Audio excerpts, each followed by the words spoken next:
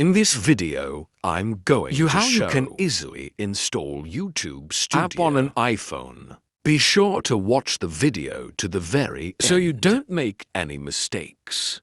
Let's get started, guys. In the first off, you need to open up App Store. If you cannot find App Store on your home screens, then just swipe down at any of your home screens to bring up search, and then search for the App Store in that way. After you opened App Store app, first off, top right here at search, and then add the search box. Just enter YT and then space.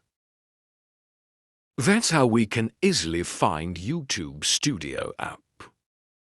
And now first off we need to tap on it. And right now here we can see the open button.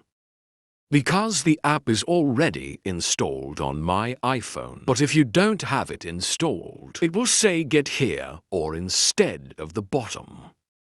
There will be a cloud icon. Just click on it to install the app. And when the installation is complete, you will be able to open the bike leaking right here at open bottom.